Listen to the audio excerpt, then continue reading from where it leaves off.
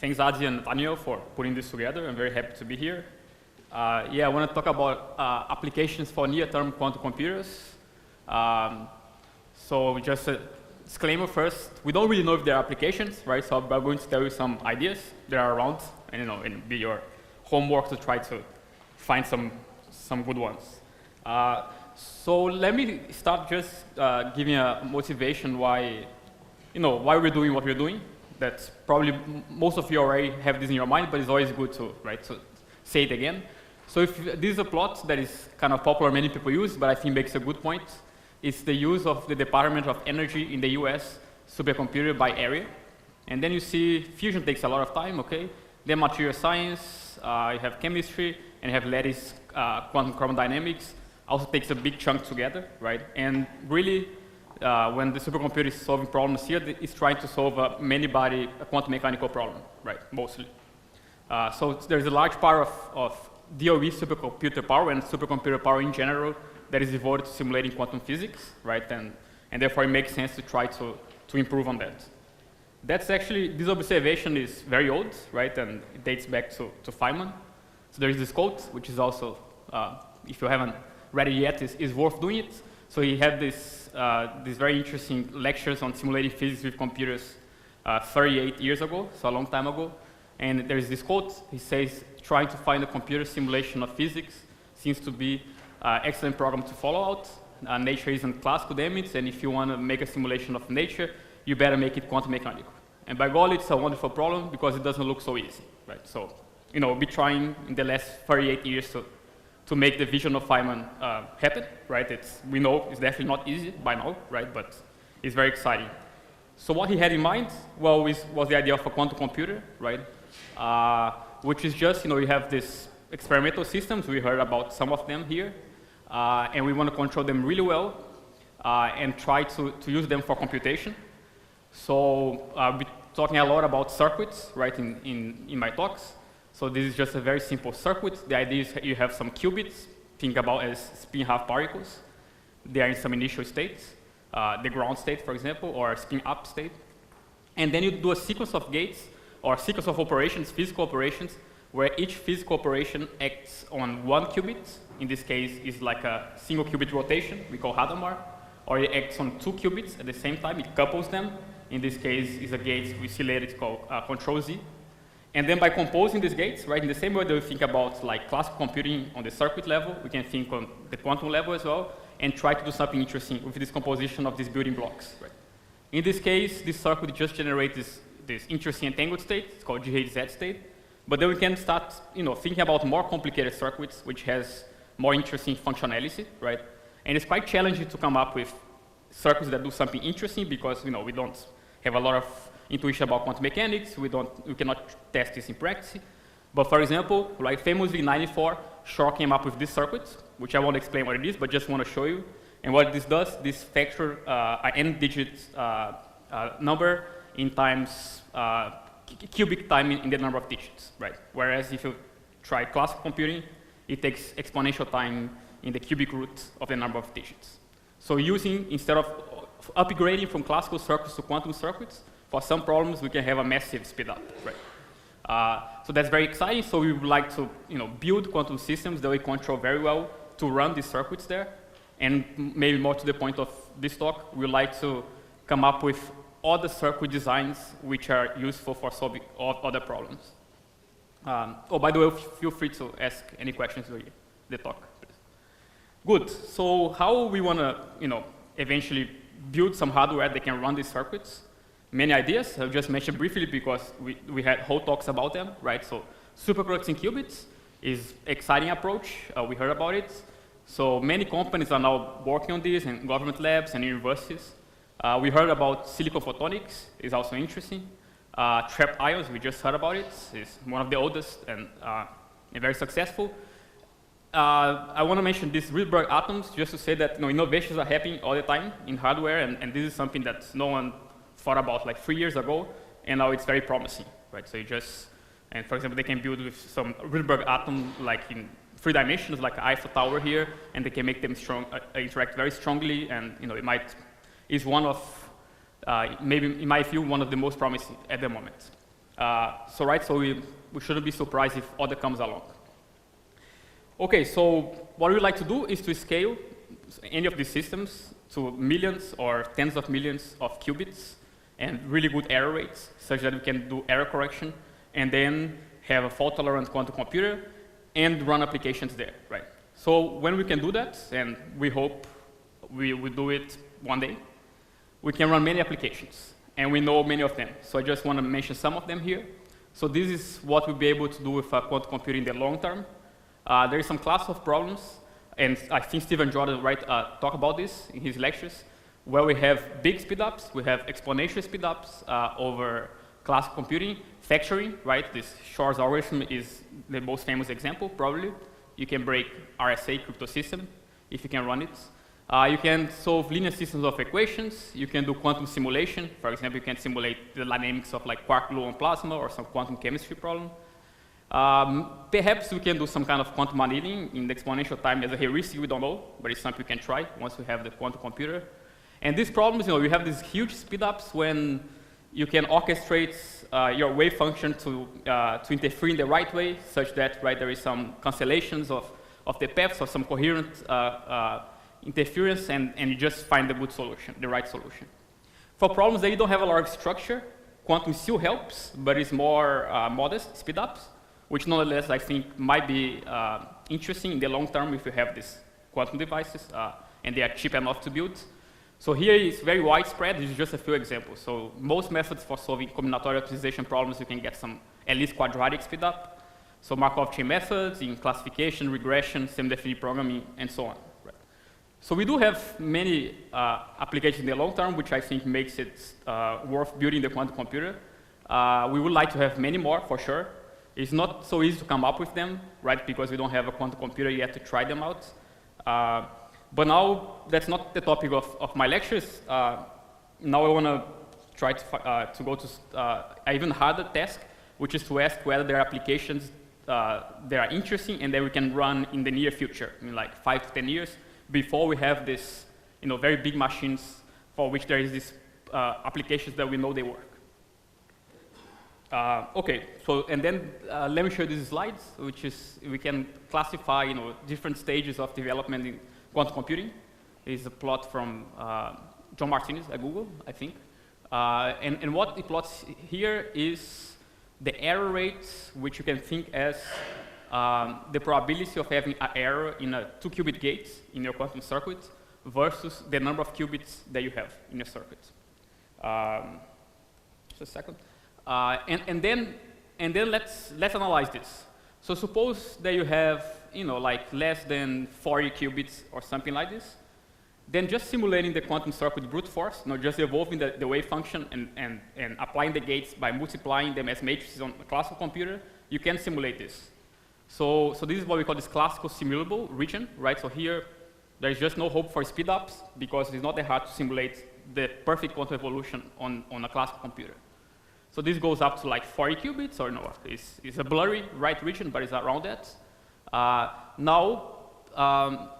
And this is even if you have no error. Now, if the error is really high, then even if you have a lot of qubits, sometimes you can still simulate it efficiently. And here there is like this linear, right? It's like it's linearly with the error, the simulation cost. It is not always the case, but in a particular case that will be relevant to us, this is the case. So keep this in mind, we'll go back to that. So this says that even if you have a lot of qubits, but they're really noisy, you won't get a speed up, right?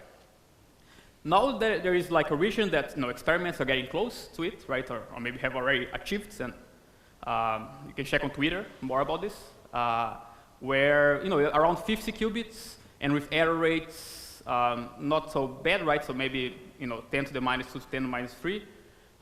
There is this like this crossover of 2 different eras that we call quantum supremacy, and I think probably this will be the first use of this near-term quantum computers, and I'll tell you more about that later. This will be the focus of this lecture today, and then tomorrow.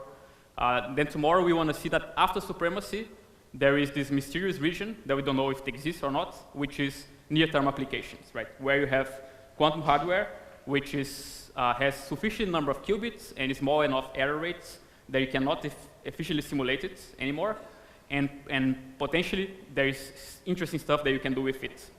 And of course, if you go to a million of qubits or so, and error rates like 10 to the minus 3 or around that, then you can do error correction, and then you can scale up, and then you have all these applications that I mentioned before, right? So that's clearly where we want to be. But necessarily we have to cross, right, 2 and 3 before getting there. And now it's interesting to see, right, to first understand what is the meaning of 2, what is the meaning of quantum supremacy, and second, to understand whether there are interesting things here on 3 that we can do. Okay. So let's go to quantum supremacy, which is what I want to talk to you about. And the question that is addressing quantum supremacy is the following. Are the current or near future quantum hardware better than classical at anything, right? So we forget about, like, usually how we think about algorithms. We have a problem we want to solve. We think really hard how to solve it. Here, let's do the opposite, right? Let's just say, OK, we want to demonstrate some separation on the compute power of classical and quantum. Anything, we're happy that we can find. Maybe you can do some analogy. And this will be this kind of challenge that we see on TV sometimes between the human brain and a pocket calculator, right? Pocket calculator, of course, can do multiplication of large numbers very quickly, right? It's built for that. It's very good at that. And of course, the human brain is a much more powerful computer than the pocket calculator, right? If you think seriously about it. But anyway, so sometimes you get the best human brain for doing these big calculations, right? These kind of like savants. They're really good at doing calculation in their mind. And they compete against a pocket calculator, right? And then they win for a while, and it's really impressive, but eventually they always lose, right? Because the calculator is just made to do these complicated calculations. So here, actually, in this terms of supremacy, we can say that this kind of challenge that we see on TV sometimes shows the supremacy of the calculator over the human brain in multiplying large numbers, right? But of course, it's not saying that the pocket calculator is superior to the human brain, right? We just found a very niche application, which was really built thinking about the specifics of the pocket calculator for which it could give advantage. And that's exactly what we want to do in the quantum case. So we want to replace, right, we want to have like a quantum pocket calculator. And for example, Google is pursuing this very strongly, right? So they're building chips with around 50 qubits, for which there is a task. There I'll tell you what the task is, which would give a big advantage over what is the analog of the human brain here is just the best classical computer that we have on Earth, right? For example, the Summit supercomputer, or you can run on the cloud with as many nodes as we can get, right? And compare. Okay, so these are the two analogs, right? Of this very pretty limited device, right? With very small limited functionality, like a pocket calculator, but which maybe is already good enough to do something better than these all-powerful classical supercomputers.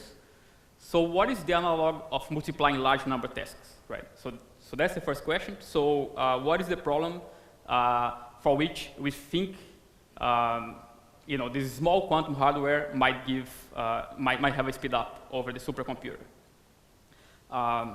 Okay, so let me tell you first idea, what it could be. This is what we call circuit sampling, okay? So it's actually the most basic, but at the same time, the most general problem that a quantum computer can solve. So it's the following. So you are given a quantum circuit written on a piece of paper, which is just a sequence of 2 qubit gates, right? U1 up to UT on n qubits. And your task is to output k samples from this probability distribution, which is nothing but the probability distribution that you get if you apply the circuit on the initial state of 0, and then you measure in the computational basis. Okay? So basically, the circuit sampling problem, your task is to sample from the distribution, which would be the distribution you get if, with no error, you would run these circuits experimentally, right, and just measure the computational basis.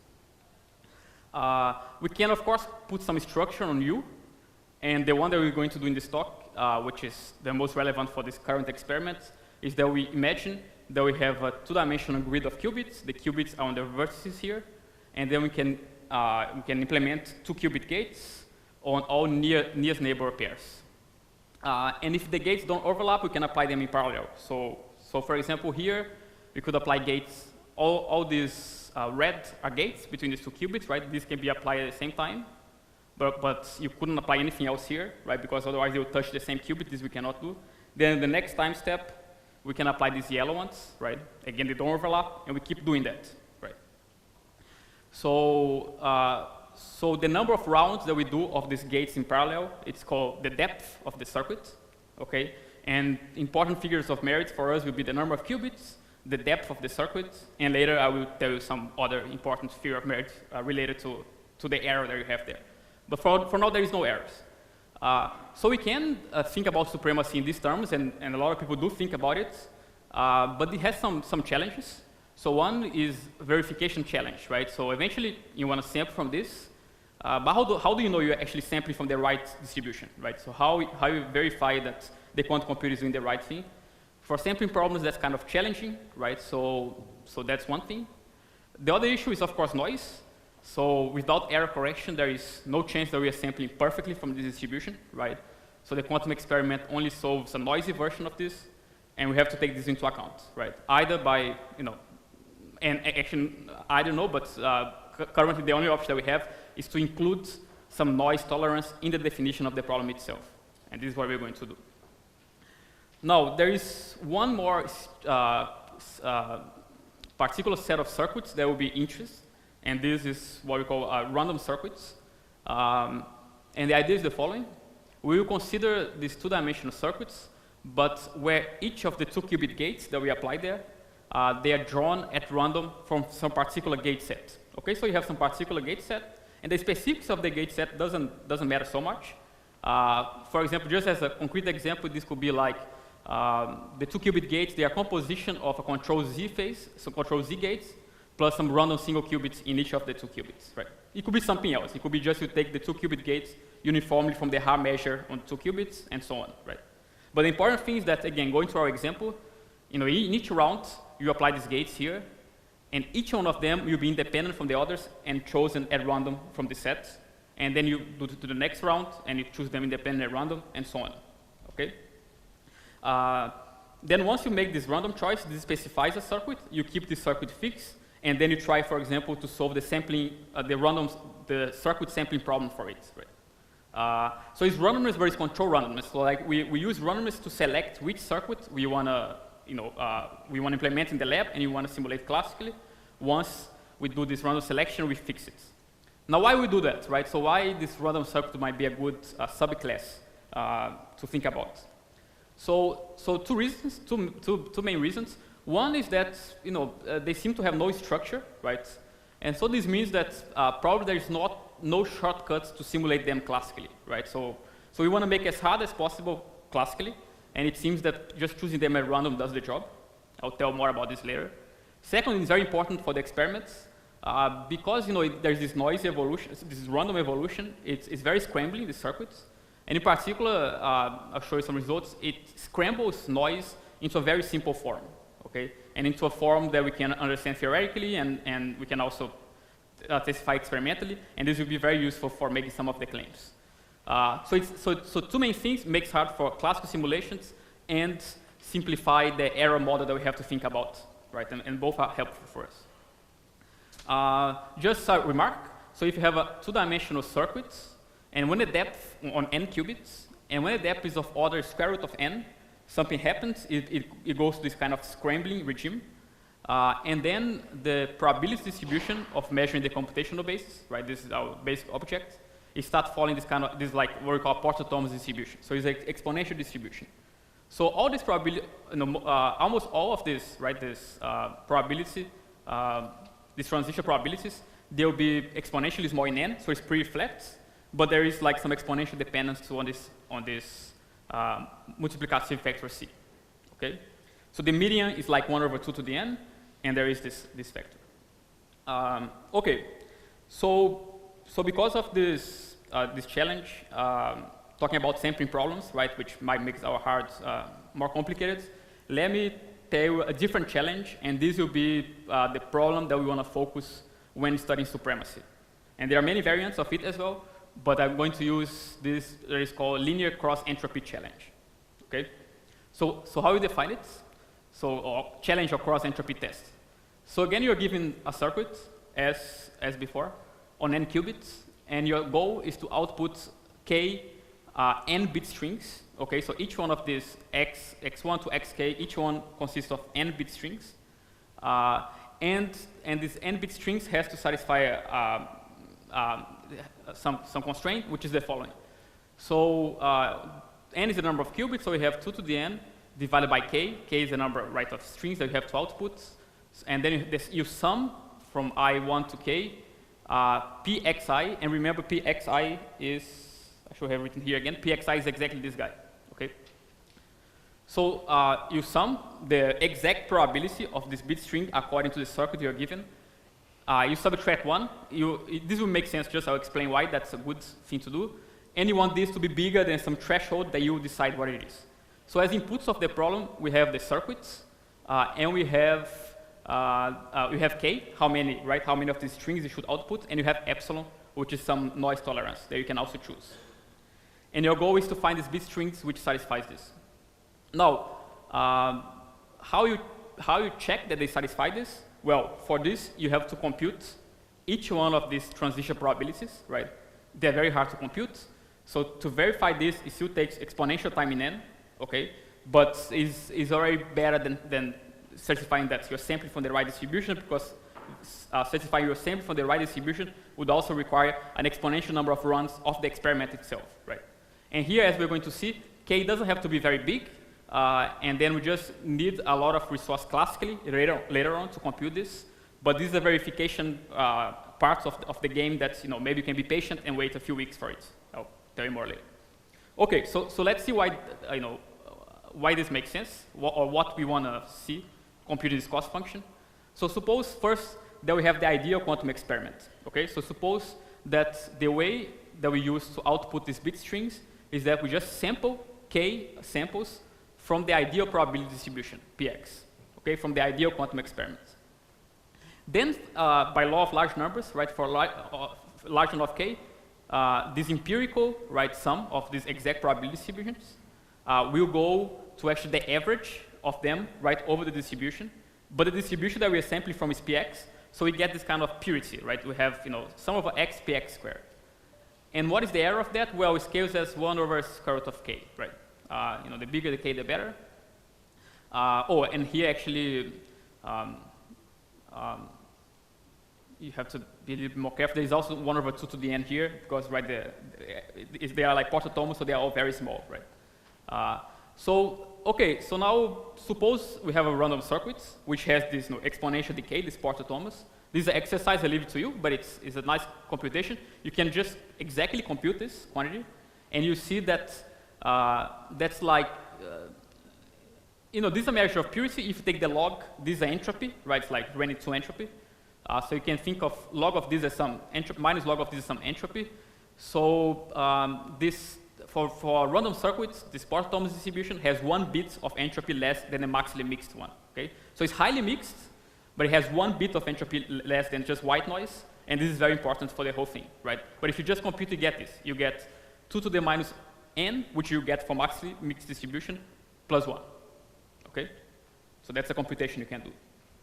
So you see, right, so if you put things here, you put this, first you use this result, you choose k sufficiently big, right, for which this is a good approximation, then you put this result here, the 2 to the n here cancels with this 2 to the minus n, and then you end up with, wait, did I do some? Yeah, we end up with 2 minus 1, which is 1, right? So this shows that for the perfect case, no error, if you could run the experiment perfectly, even when epsilon equals 1, the quantum experiment would pass this cross-entropy challenge, right?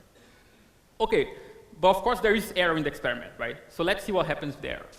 And throughout this talk, I'm going to assume a very simple noise model, okay, which you don't have to assume for a lot of the analysis, and I'll try to be careful to tell you when you actually have to assume. This will be towards the end of the talk and when you don't.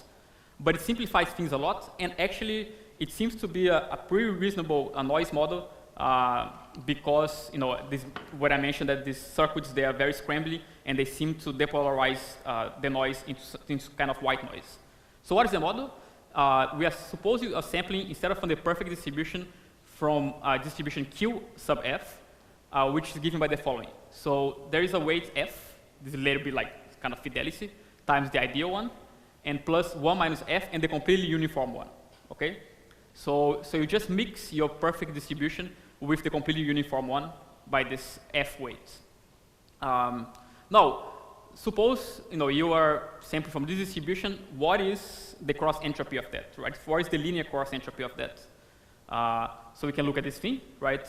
It's linear, so that's good. It's easy, right? So to compute is just the contribution of each one. The first one we already computed, and we know this gives 1 because of this f. This gives this f value. The second one, if you do the calculation, you see that it's 0, right? Because this going back, this converges to this converges to the average of this pxi over the distribution. But if the distribution is completely uniform, they just sum to 1, right? So if everything cancels, and you get 1 here, minus 1 from the definition, it gives 0. So you see that there is this nice relation, this linear cross entropy, and that's why it's defined like that, up to something that goes away when the number of samples is sufficiently large, gives exactly this f parameter here. So one of the important points, I think, of choosing this random circuit is that you can give a physical meaning to this. And you can just say that actually what this cross entropy is measuring, this linear cross entropy, is just the total fidelity of your quantum circuit. Okay? And let me tell you why that's the case. That's kind of a heuristic. Okay? It's not that we have proofs and so on, but it seems to be a good approximation. So suppose that each 2-qubit gates in the circuit on n qubits and depth t has some probabilities of error mu. Okay, so this is, let's use this error model for now. Might be more complicated, but let's use it, right? So there's independent error in each one of these 2-qubit gates, and the probability of error happening is nu there. And what we expect, right, in this very near term experiments is to be able to achieve maybe like 0.5%, right, for this 2-qubit error rates, which is pretty good, right? Then what you can do is you can just right now it's kind of there is errors, so it's not a pure quantum state anymore, right? There is like a density matrix which describes the final state of the quantum computation after all this noise happens, and we can just expand it, right? So there is a probability 1 minus nu in each gate that there is no error, right? And the depth is t, so in each round you apply roughly n over 2 gates, right? Because you have to pair them up. So this 1 minus nu to the power of n d over 2 is kind of the probability of no error, right? It's like you have the perfect computation, no error happen. And this multiply exactly this part of the density matrix where there is no errors.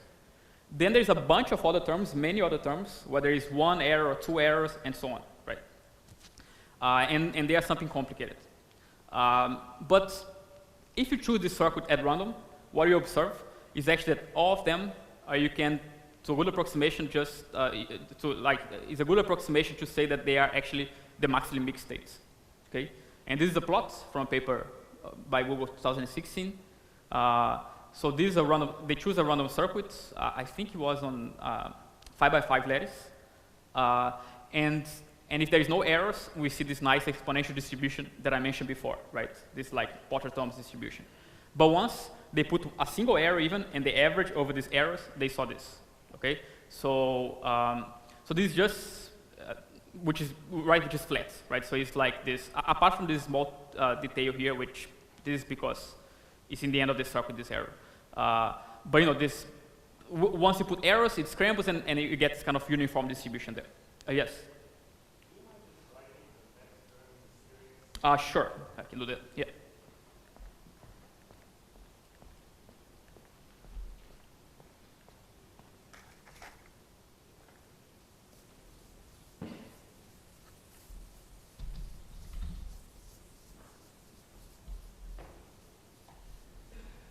So,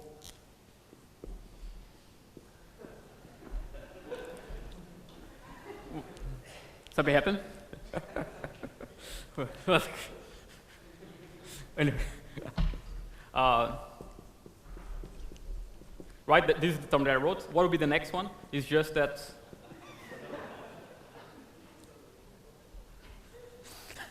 anyway, okay. Oh, I see. So the next one, there's one error, right? So then you have this guy, and then you have nu, which is the probability of this error, and then you have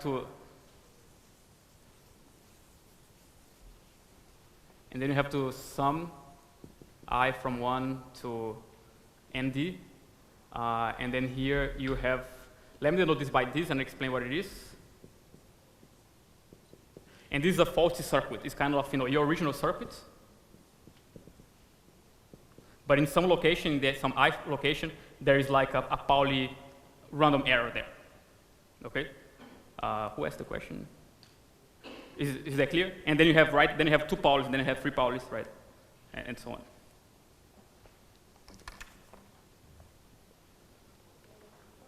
Yes.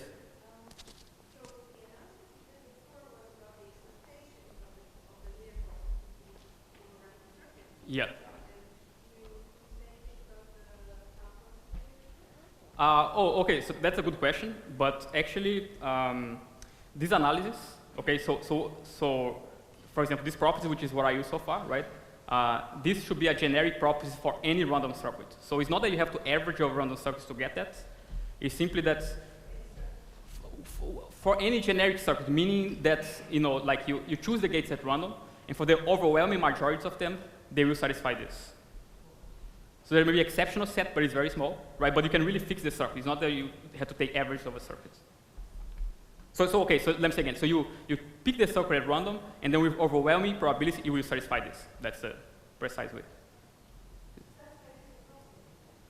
So that's right. And what is the deviation is like it's exponentially small in the depth once you cross the square root of n barrier. Okay, so this kind of numerics and there's some analytics you can do here, but it's still, right, this remains to actually be figured out in detail how good this approximation is and when you can use it.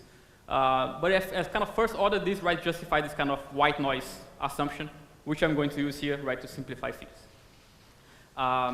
Okay, so now the conclusion of this is that if you have a random circuit, but now with this noise error rate nu for each qubit, then it passed the cross-entropy test with epsilon, this parameter, right, which is equal to this weight that we have on the good part, right? So the good part gives the value of 1, right? It will give like this, but it gives the f here. The other part, which is this maximally mixed, this is completely uniform, so this gives 0, right, for the cross-entropy. So the parameter that so given now a more realistic circuit where there is some noise for each gate, the parameter that we have to choose epsilon in the cross-entropy test for the experiment to pass goes like this, with the error rate, with the number of qubits, and with the depth, okay? And of course you want to see a signal, right? So the k that you have to go to see is worth like 1 over f squared, right? So this is also, the number of samples that you have to ask for has to increase as well, the lower your fidelity is.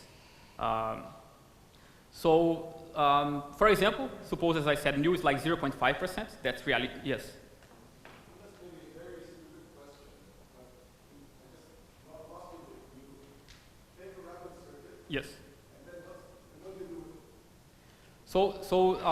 do? The randomness is just to choose your particular circuit, okay? So then you pick the gates at random, but then once you do that, you fix the circuits, and then you just solve, like, you try to solve this problem for it, right? This cross-entropy problem for this particular circuit that you got. So it's just, the randomness is just to decide for which circuits, which sequence of gates you are going to try to solve this challenge, this problem. Or meaning that, I give you the description of the gates, right, that now you know, and then you have to output me as fast as possible k bit strings and bit. Each one of these guys has n bits, and you have to output k and bit strings, which satisfies this constraint.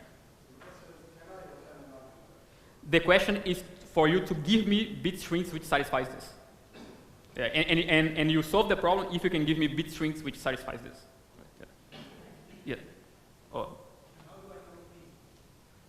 Right, so P, okay, maybe I don't have to go there. So P is given by this guy, right? So once you know the circuit U, you know how to compute P, right? It's just the exact transition probabilities. Of course, it takes exponential time to do that. No, later you computed brute force for each one of the xi you're given on a classical supercomputer, for example. So the verification, to make sure that you pass this test, this takes a long time. But you do it. You can do it as long as, is a difference between weeks and seconds on the quantum computer. Right? But indeed, the verification is inefficient and takes exponential time. So that's a drawback of this approach.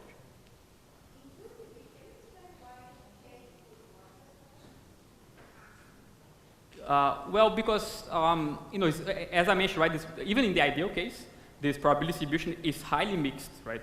It only has one bit of entropy less than the uniform one, right? So with one sample, you can never tell them apart, right? So you never know if the sample comes from a completely uniform distribution if you just have one sample, or from a Potter-Thomas distribution, right?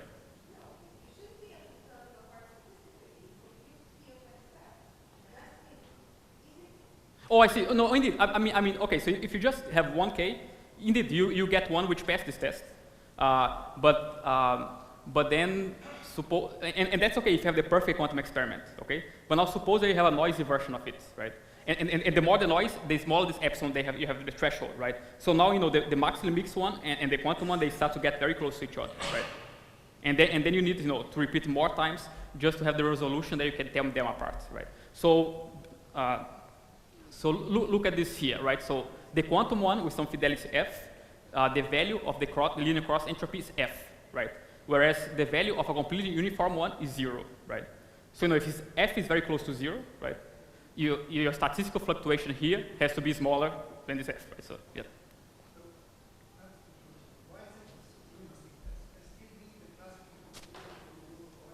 Yeah, but that's later. So maybe I wasn't clear enough. So yeah, so what is the game? So you have this challenge, right? And then you give the circuit to someone, and then you say to the quantum computer, okay, give me these bit strings as fast as you can, and suppose the quantum computer takes 2 seconds to give that to you. Then you get the bit strings. And then you say, okay, how long classically would take me to actually get these bit strings? And then you see it's like, weeks. So this is the time to solve the problem, okay? It's like 2 seconds versus 2 weeks. But now you can ask, okay, so how do I know actually that the solution is correct? So this is a later stage, which is verification stage. And this is fine if it takes a long time, right? So the verification, meaning the checking that the problem was solved correctly, this takes a long time, but that's separated from the time to solve the problem. It is problematic that the verification takes that long, and it means really that you can only verify up to like 50 qubits. If you have like 100 qubits, you can never verify it, right? It's like, so indeed there is a very small region where you can have a separation and verify at the same time. And this is just a drawback of this approach. So hopefully, and there are some ideas, but they have to be worked out. In the future, we have a supremacy demonstration where the verification is also efficient, right? So that's possible, but we're not there. More questions? Oh yeah, Nate. Can you say why a single when it's equal to the single error would occur that the whole distribution is completely flat? Yeah. Can you say something about why? The intuition? Very surprising, Yeah. So there's kind of as I mentioned, right, to really prove it, there is some ideas, but there is no proof yet. But there is kind of, you can understand it. Suppose you want to look at the probability of this 0, 0, right? So you have this guy here. And now, heuristically, okay, so this guy just becomes this. And each one of them, if you put this extra Pauli random error there, is again a random circuit, right? So each one of them is still Potter-Thomas. But what happens is that once you put this error there, because it's very scrambly, you can think that you're sampling from a Potter-Thomas, but now uncorrelated with the original one. So each one of them is a sample from a probability distribution, but uncorrelated, right? And then right, because you have this number of them, they will converge to the mean. The mean is exactly the maximum mixed distribution, and the standard deviation indeed goes something like square root of n d over 2 to the n. So what I say is a good approximation as long as this is the same, much smaller than 1 over 2 to the n, which is the value of this term, right? So this is a good approximation when the error rate is much smaller than 1 over square root n times c.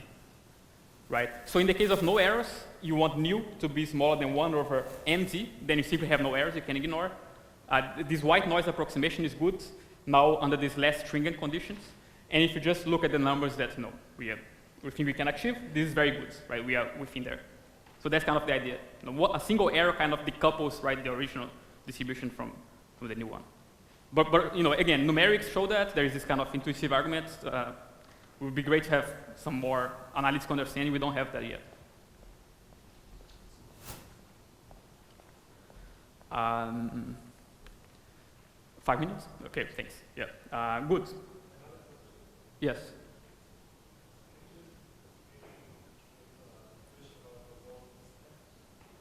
Say again about.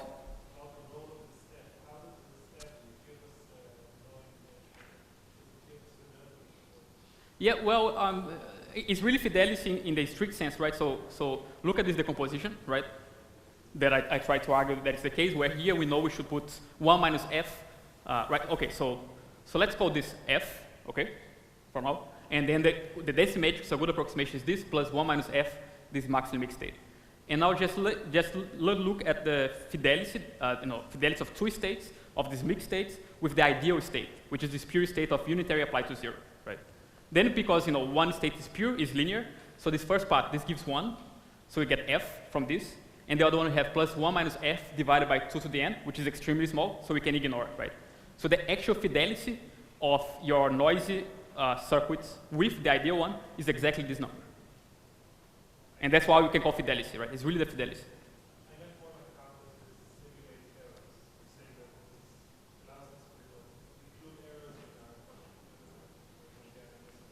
Oh, yeah, I'm assuming that, I don't know if you understand the question, but I'm assuming that each 2-qubit gate that you apply there, now there is a probability nu of you having some random Pauli applied to it as well, right? And this is what I mean by nu. So this is like the 2-qubit gate error rates. Now, because each one of them is noisy, the total states, right, will be, not perfect, and you have some fidelity with the ideal one, right? And this is what I call this f, which is exactly this number. It's a very good approximation.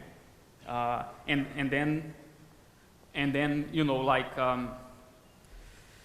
some numbers. So, I lost my. Did I put it in my pockets? Okay. Anyway, so if you choose, suppose you have like nu 0.5%. You have depth 20, okay, and you have 50 qubits, that's like within reach, then the fidelity you get is 0.08, okay? I'm being very simplistic here, and once you look at the day of the experiment, you have like 1 qubit error rates, they are smaller than 2 qubit error rates, right? So you have to separate them. Measurement error rates, they are bigger than 2 qubit error rates, you have to take them into account.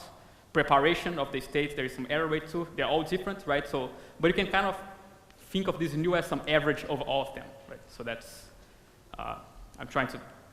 I'm just presenting a simplified version here. I have 1 minute. Okay, so let me tell you, okay, I'm going slower than I predicted, but that's great. So let me tell you what I'm going to tell you next time. I'll just start now, in the last minute, and then we see next time. So how hard it is, right, to do the same thing? How hard it is classically to pass this challenge, right, that I introduced to you? And that's a pretty interesting question. So you can analyze it from the perspective of high-performance computing, HPC, and you can just try the best algorithm that you can come up with, the best implementation that you can think of in the best computer. And people have tried this, and I think that's pretty exciting, and I want to tell you about this. Or you can look at this as more theoretical computer science angle and try to establish some arguments why it's hard to do this test classically under some computational complexity assumptions. And this has been done too. So the two is don't quite match, as we'll see next time, but they're getting close to each other, which is nice. And if you want to make a serious claim about supremacy, you must necessarily address this question. So this is what I will start tomorrow talking about. But for now, that's it. Thanks.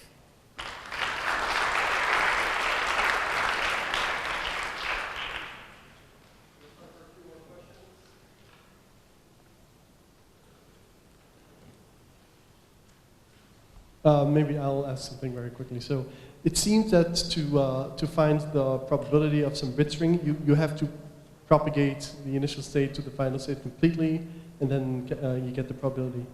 But couldn't you just use that also to sample, the bit strings? Because One could claim that, or I heard claims that it could take 10,000 years or so to, do this classically.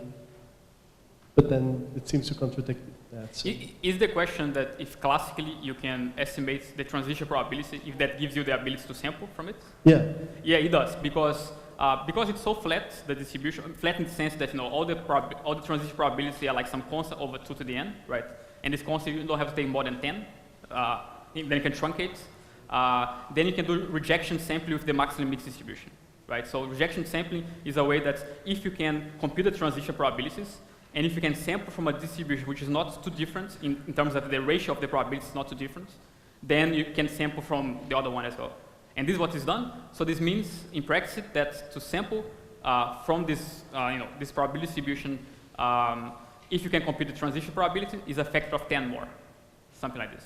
So why would it take? Harder, so why are there claims that it would take thousands of years? To because thousands of years will be the time they would take to compute this transition probability if the depth is big enough, right? And this we'll see next time. But if the depth is big enough and the number of qubits is big enough, and if you use the best algorithms that we know right now, indeed it would take a long, long time to compute it. Any more questions? All right. Thank you very much. Thanks.